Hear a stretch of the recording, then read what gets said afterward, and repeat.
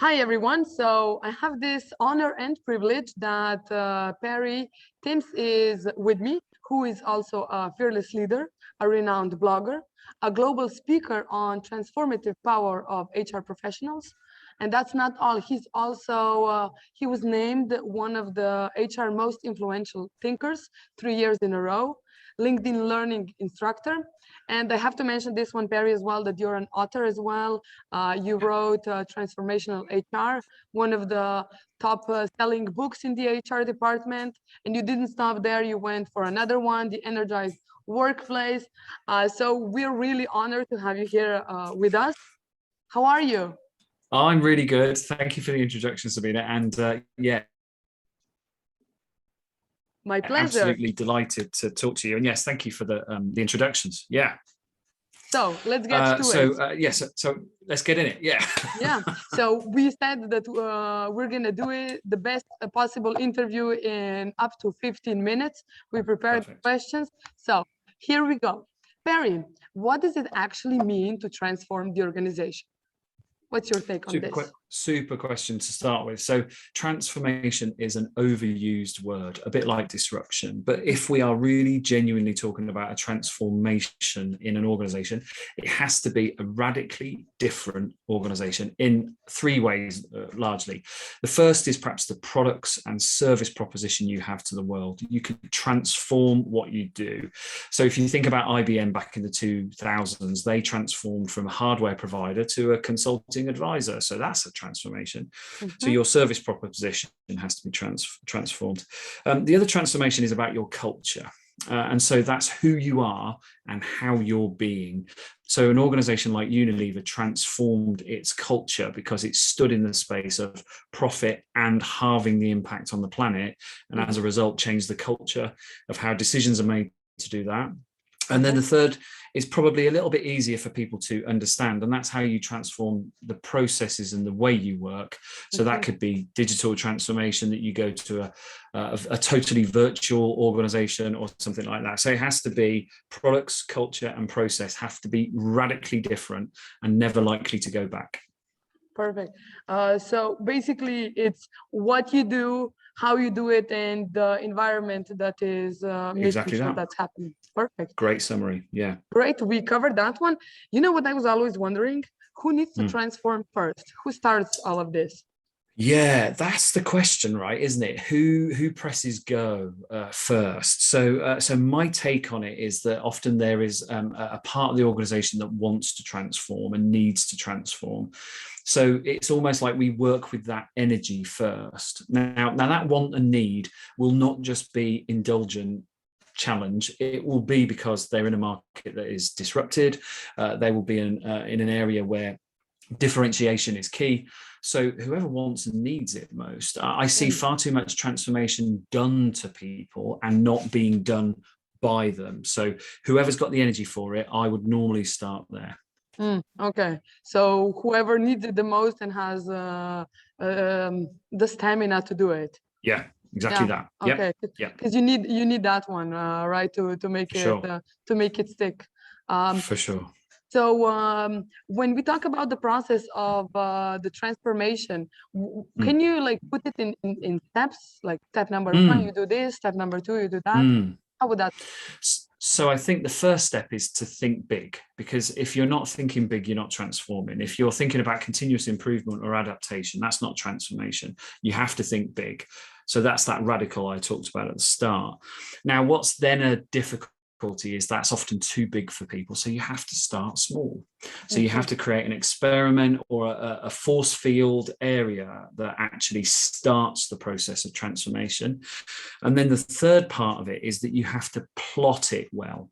That doesn't mean you plan it intricately, but you plot it. You set a trajectory. I've worked with an organization that had a 9-year transformation agenda. So that's a long time away. And they were very obsessed with that vision, but they had to create steps to get there. So we created version 2 of the organization, version 2.1, version 2.2, to get to version 3, which was their 9-year destination. Plot it well. And the iterations that come with it. Perfect. Absolutely that. Perfect. And in this whole process, what should be the role of HR And let's talk about the role of the leadership as well. Yeah, brilliant question again. So HR is renowned for stability and certainty. And in transformation, that's not what goes on, because you're in a turbulent state before you can get to any form of stability. So it has to decouple from its fixation on stability and allow fluidity and change. That's the first thing. That's a mindset for HR, really. But it can and should catalyze the transformation. By that, I mean, whatever the vision is, they are acting as a catalyst to get people's energy and process and resource ready to make that transformation. Then there's a word that might not translate too well, but I'll explain it anyway. In English, we would call it steward. Now, when you steward something, you lead it, but you don't have control. You guide it, you facilitate it, you coach it. HR's got a crucial role to be a steward around things like culture, around things like ethics and morals. So stewarding is the word I'd use there. It also can act as the conscience. So if transformation is too aggressive, too speedy, and people are struggling and their health is suffering, they have to knock on the door and go, hey, can we slow down because we'll lose people? Can we adjust because they're exhausted? Whatever it might take. So we act as the conscience. And then on top of that, I think we are looking heavily at the impact of transformation. And by that, what I mean is the results, the measures, the value that's created. Everybody else will be looking at profit, KPIs, speed. HR's value and impact measures are human, social, material and intellectual value. Hold those and bring those into the scorecard. That's what I would suggest HR needs to do. Wow, great. I love how concrete you are with your advice. Let's talk about leadership now. Yeah, right. So leaders obviously have to be visionary, because that visionary element to it has to move people's spirit as well as their kind of professional expertise. Okay. If you just create a compelling technical vision, people will go, oh, I get that, but I don't feel it. I think they have to create the feel. They have to listen. And that means you've got to really tune in to what's working very quickly and what's not working very quickly to make adjustments. They have to be strong but gentle. And by that, what I mean is firm in the fact that the transformation is necessary, but gentle in the fact that people might be a bit frightened or overwhelmed by it. So it's like compassion, but with strength of conviction. And then I think they have to create more leaders around them. I don't mean layers of managers. I mean, allow people to step in and lead. Role specificity is not needed. You need more people to say, I own that, I'll lead that, I'll drive that. So they encourage more leader-full organizations, not just layers of managers. That is, to me, the leader's playbook. Wow, great. So basically, a great leader inspires or creates new leaders. And that's the pathway to the transformation. I think so.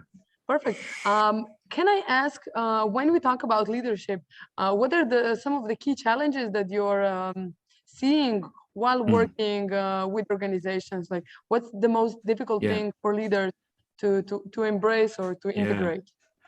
So I think leaders can sometimes be perhaps a little bit too bold and adventurous in their vision, and people feel a little frightened by it. So they have to mitigate that and help soften the impact of it for people. So sometimes they're like, but this is such a great vision, why doesn't everybody want it? It's like they're a bit frightened. So they have to sometimes temper some of their ambitions so that it is absorbable by people when they feel comforted by it. So I think there's that.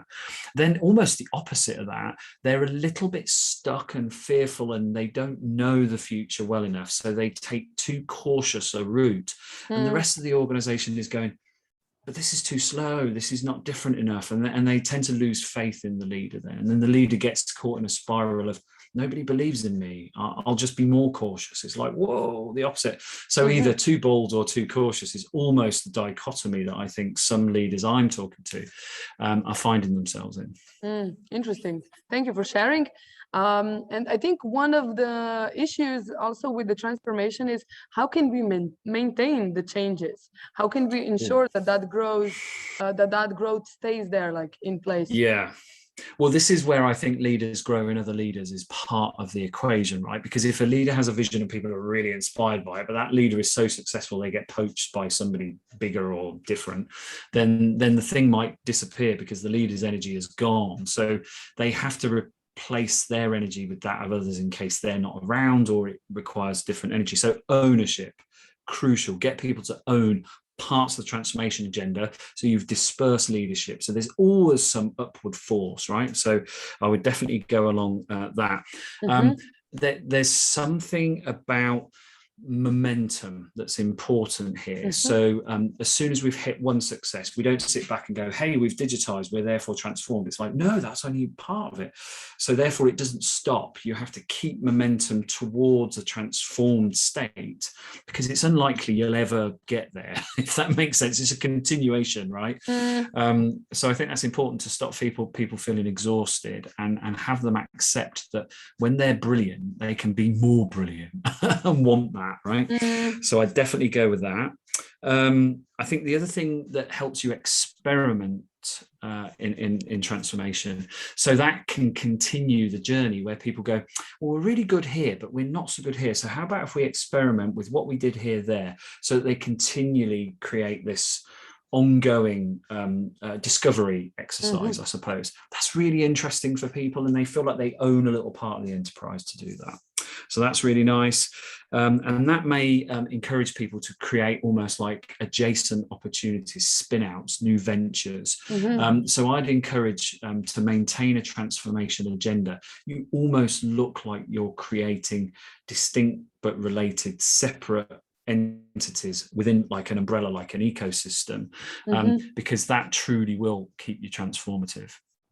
Perfect. Thank you. So this ownership and momentum is like crucial to make it happening more and more and more. And this I would call it Kaizen culture. Like keep finding that place for growth and never be just satisfied and go to the comfort zone again. Exactly. Perfect. It's like an agile project with forever sprints. Ongoing. It's an ongoing status. Perfect. One last question. Is there something I should ask, but I haven't, but it's really important for us to know? Yeah. So I think you mentioned tools that I use when I'm transforming and being transformative. Yeah. So I love the thought of visions, but they can sometimes feel a little bit just too wordy. So I create canvases where you can plot the components of what your transformation looks like. So if you're transforming your supply chain, plot that on a canvas. Start to think about the detail and the components and how they need to change. So that brings it to life, makes it real. So canvases are great. I also think that when you're working with a team and they're transforming, you have some very explicit agreements about how you're going to act as a team, because it may be new colleagues, it may be different colleagues. So I think it's really important we bind ourselves as humans in order to bond ourselves to the vision. So that, and then just use agile techniques, so like sprints and retrospectives and adaptable planning. And I use a part of the sort of agile framework that was introduced actually in the Balkans by a Serbian coder called Gojko Adzic. It's called impact mapping. That helps you plot the value at stages of transformation and helps you realize gains in short bursts rather than just big closing programs. So yeah, those are some of the tools we'd use. Perfect. I'm just going to repeat the last one as well, because I felt like you were the most passionate about that one. Impact measures. Impact mapping, Impact mapping. And all the agile methods that are out there. So I'm guessing we just need to find the right one for our company, for our organization. Absolutely that. What I would say is you'll never find transformation in one book, even though I've written one. You always have to fuse books, fuse methodologies, and create your own version. So be a remixer, not a conductor. Perfect. So we should read both of your books. Yeah, why not? Why not? Let's close it here, Perry, to our time frame. I would like to thank you so much for sharing your knowledge and wisdom in this hot pair that we've created virtually. Thank you so much. Thank you. Brilliant. Thank you.